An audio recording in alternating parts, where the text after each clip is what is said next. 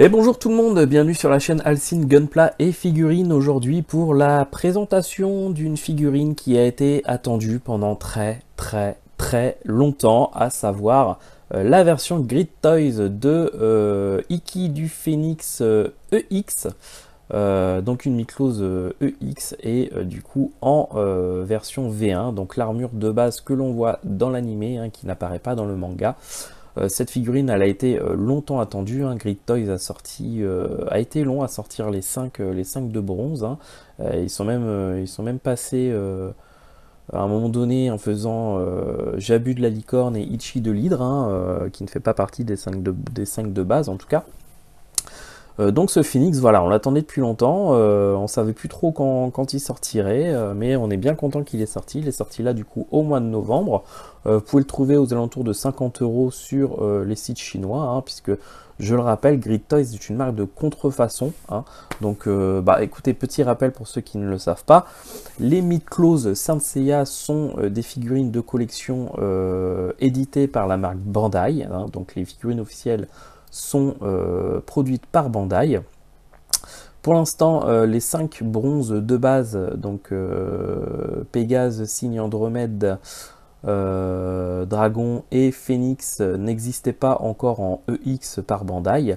Donc dans ces cas-là, on a les marques de contrefaçon qui sont maintenant connues depuis quelques années. On a Metal Club, J-Model, Grid Toys qui est là depuis maintenant quelques temps et qui fait vraiment de la très bonne qualité, qui s'est un peu engouffré dans la brèche pour sortir du coup des figurines qui ne sont pas officielles et qui explique aussi également la différence de prix. Une Miklos Bandai c'est 100 € minimum, les Miklos de marque pirate on va dire sont des figurines que vous retrouvez aux alentours de 50 € maximum en général, en sachant que la seule différence c'est que vous n'allez pas avoir de totem.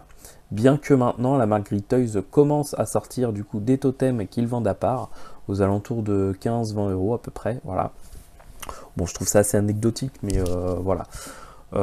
Moi, pourquoi j'achète des figurines de marque pirate? Tout simplement parce que j'ai arrêté d'acheter des figurines Miklos de marque Bandai après les classiques en fait, parce que en fait les prix dépassaient les 100 € et c'est juste des prix qui sont totalement inabordables pour une grande partie en fait des collectionneurs de Miklos. Donc moi je me suis rabattu, quand j'ai voulu commencer la collection des Miklos EX, je me suis tout de suite rabattu sur les figurines du coup pirates, donc Metal Club, J-Model, CS Model, Grid Toys, qui font des figurines, et à ma foi, en majorité des cas, de très bonne qualité. Voilà. Si votre but c'est d'avoir la figurine bien représentée pour pouvoir la mettre en vitrine, écoutez, moi ça me suffit largement. Voilà. En plus, c'est vrai que si je prends l'exemple de Grid Toys, ils ont un grand avantage, c'est au niveau de la rigidité des articulations. On a des figurines qui sont très rigides, là où bien souvent, malheureusement, Bandai produit des figurines Miklos qui deviennent rapidement assez molles au niveau des articulations, notamment des jambes, ce qui fait que ça rend compliqué la possibilité du coup de faire souvent des poses dynamiques, etc. On a souvent, en tout cas moi j'ai l'exemple assez souvent avec les Miklos classiques de figurines qui se mettent à tomber dans la vitrine parce que du coup les articulations ne supportent plus le poids en métal de l'armure. Et problème qu'on n'a pas avec ce genre de figurines. Voilà. Donc c'est pas que je vous encourage à acheter des figurines X pirates, pas du tout, chacun fait ce qu'il veut.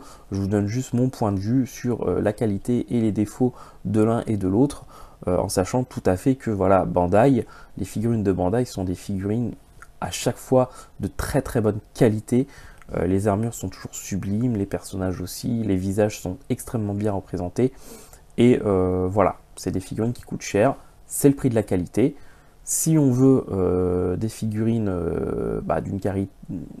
mettre un peu moins d'argent dans ces figurines-là, il faut accepter d'acheter des figurines qui soient de qualité un peu moindre. En sachant que voilà, tout est relatif et ça dépend le niveau d'exigence de chacun. Voilà. Bref, assez parlé.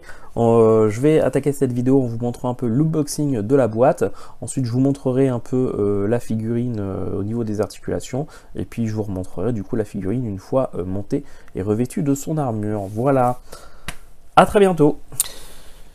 Et on attaque donc l'unboxing de ce Iki du Phénix dans son armure V1 EX, donc de la marque Grid Toys. Donc en général, la marque Grid Toys, les figurines, en tout cas en ce qui concerne les bronzes en V1, sont généralement fournies dans deux boîtes différentes, une boîte qui comporte l'armure et une boîte qui va comporter le personnage. Le but étant bien sûr de tromper la douane pour ne pas qu'on puisse se rendre compte que c'est une contrefaçon d'un produit officiel. Voilà. Là, en l'occurrence, pour ce Phénix, on va retrouver une seule boîte qui va tout comporter. Et dans cette boîte va se trouver le carton de la boîte du personnage qui est plié. Alors pourquoi ils ont fait ça, je ne saurais pas vous dire, hein. Peu importe. Bref, voilà. Donc on se retrouve avec ce petit coffret. Voilà. C'est propre. Hein. La boîte n'est pas pliée. Elle est en bon état. Le visuel, bah écoutez, voilà, le visuel c'est ce qu'il est. Hein. On sait que les armures Miklos de Grid Toys sont sur des totems, des faux totems, hein, qui ont tous à peu près cette tronche-là. Voilà, avec écrit dessus unicorne. Bon, voilà. Rien de particulier hein, sur la boîte. Hein, voilà.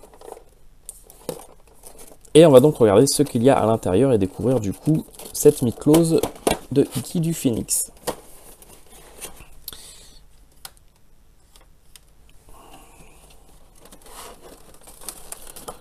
Donc à l'intérieur, nous avons donc ceci. Avec du coup un blister plastique qui va comporter ici, en l'occurrence, des parties de l'armure. On va retrouver, voilà, normalement, en temps normal, on a cette seconde boîte qui là du coup a été mise pliée dans le carton, qui comporte du coup la figurine sous cette forme-là. Donc évidemment, voilà, c'est pour tromper un peu sur la marchandise. Hein, pour avoir le vrai corps de la figurine, il faut juste simplement enlever ces parties en plastique qui sont là. On verra ça juste après. Et puis du coup, on va retrouver tout ce qui est main et protection des mains dans un petit sachet. Dans un autre petit sachet, on va retrouver tous les visages qui sont fournis avec cette figurine. Donc les visages de Iki. Ici, on va retrouver les jambes du corps de cette Miklos. Dans ce petit sachet, c'est tout ce qui concerne la chevelure. Et ici, on va avoir du coup les pieds en métal de notre figurine. Voilà. Allez, ce que je vous propose, c'est d'enlever toute cette partie-là et vous montrer déjà la figurine telle qu'elle est sans l'armure, histoire que vous fassiez une petite idée. Nous revoilà donc avec la figurine du coup montée, hein, une fois qu'on a retiré du coup ces deux éléments en plastique hein, qui font office d'un peu une sorte de coffrage hein, qui sert à dissimuler le corps de la figurine. Bref, ça après, poubelle. On se retrouve donc avec le corps d'une figurine EX standard, hein, qui est... alors la différence entre les EX et les classiques, hein, c'est que bah, le corps est plus grand, beaucoup plus d'articulation, voilà, principalement. On va avoir du coup une figurine sous cette forme, avec du coup, là je lui ai mis un visage assez neutre, hein, avec sa chevelure du coup sans casque, sans armure. Alors j'ai pas souvenir qu'il avait les cheveux aussi longs derrière, mais bon, peut-être, pourquoi pas. Au niveau des articulations, bah écoutez, on va avoir une articulation au niveau de la tête, hein, puisque la tête est sur une sorte de petite boule hein, qui permet du coup de l'orienter de gauche à droite, en haut, en bas. Le cou, c'est la même chose. Hein. On a une base de cou qu'on peut totalement tourner, avancer, reculer, gauche, droite. Les épaules, c'est la même chose. Hein. Articulé au niveau du bras, de l'épaule, qu'on va pouvoir tendre. Ici, le bras pivote également sur lui-même. On va avoir une articulation au niveau du coude qui nous permet de plier le bras entièrement. Voilà, comme ceci. Ah, forcément, ça se démonte. Voilà. Alors, ça se remet bien. Et c'est assez rigide, donc il n'y a pas trop de soucis. Au niveau du poignet, c'est la même chose. Le poignet tourne sur lui-même. Il est articulé. On peut donc le rentrer vers l'intérieur, le pousser vers l'extérieur, il n'y a aucun souci là-dessus. Les articulations sont de bonne qualité, pareil au niveau du torse. Ça tourne, ça pivote, les jambes c'est la même chose.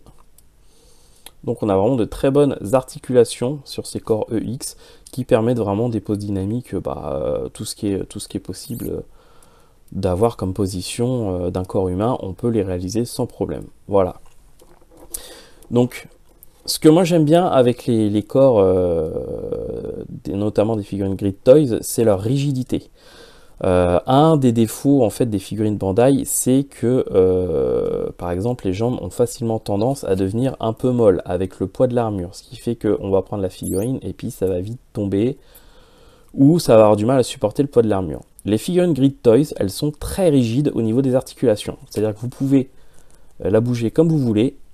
Voilà, ça bougera pas, la jambe est restée dans la même position, elle n'est pas tombée l'une sur l'autre, même avec le poids en métal du pied. Vous pouvez faire pareil comme ça, les genoux ne plient pas. Donc ça c'est vraiment quelque chose d'agréable parce qu'on sait que notre figurine, une fois dans sa position dans la vitrine, elle ne bougera plus.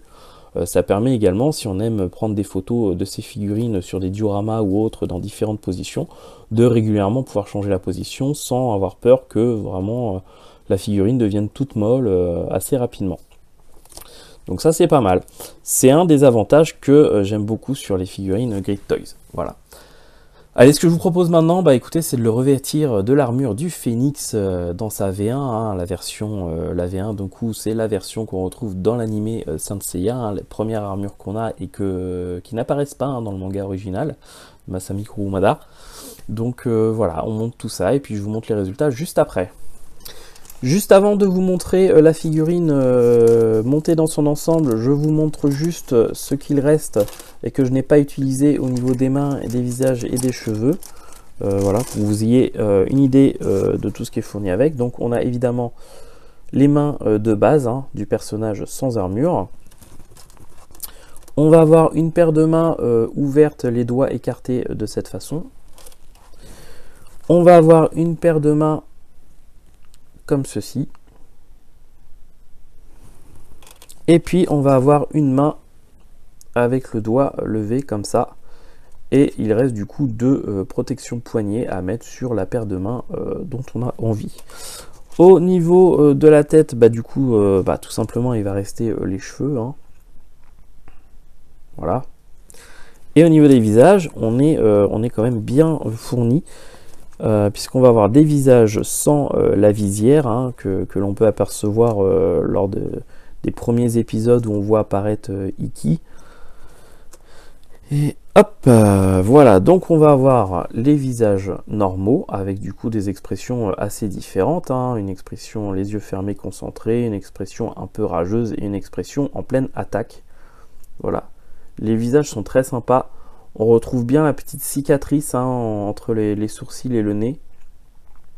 Donc là-dessus, rien à dire. Je trouve que ça ressemble assez bien à Ikki. On va avoir un visage noir comme ça, avec... voilà. Je n'ai pas souvenir de ce visage-là, à quel moment il apparaît, mais bon, bref. Et on va avoir des visages avec du coup la visière. Avec des visages, des expressions un peu différentes quand même. Donc on va voir ces deux-là. Et puis on va avoir ces deux-là. Voilà. Donc pas mal de visages. Et surtout des visages, je pense, qu'on retrouvera lorsqu'ils vont sortir du coup la version Black Saint du Phénix. Puisque je rappelle que pour l'instant, Grid Toys a sorti Pégase noir et Dragon noir en Black Saint. Donc les autres vont tout logiquement sortir puisqu'ils viennent de finir la série des 5 bronzes de base. Il suffit juste derrière de refaire une recolo des armures et des personnages. Voilà. Allez, je vous montre le résultat final. Et nous revoilà donc pour admirer du coup cette figurine montée avec son armure, donc Ikki du Phénix dans son armure V1 en Mythlos EX de la marque Grid Toys. Je rappelle que c'est une marque de contrefaçon, ce n'est pas la marque Bandai. Donc c'est une figurine que vous pouvez trouver aux alentours de 50 € à peu près sur les sites chinois. Voilà.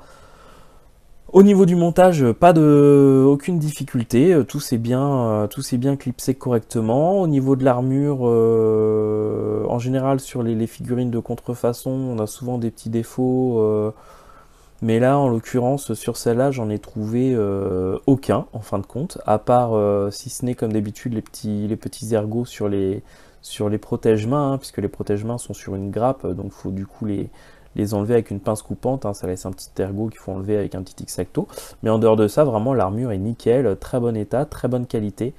Elle est vraiment très belle, cette figurine, je suis vraiment très content de l'avoir. Voilà, donc une belle figurine de Iki du Phénix dans sa version V1, qui complète donc maintenant la collection des 5 bronzes de base en V1 et en EX du coup, de la marque Grid Toys, hein. Je vais vous montrer ça, je vais mettre une petite photo de famille à la fin de cette vidéo. Donc voilà, elle clôture du coup cette série des 5 bronzes en V1, en EX de Grid Toys. Voilà. Écoutez, je vous remercie d'avoir suivi cette vidéo, j'espère qu'elle vous aura plu, hein. Ça change un petit peu du Gunpla, de temps en temps ça fait du bien. Et comme vous savez, j'adore du coup les figurines de type mid-close. Voilà, je vous dis à très bientôt pour une prochaine vidéo, à bientôt.